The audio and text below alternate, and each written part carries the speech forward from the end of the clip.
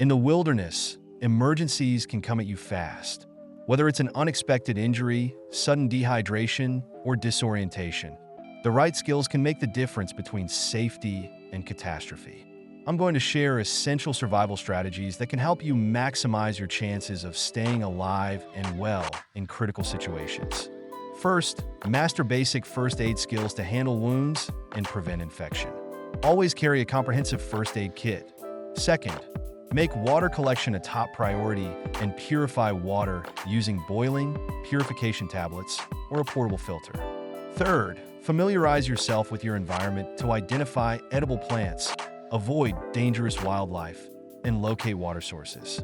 Fire starting is vital for warmth, food, and water purification.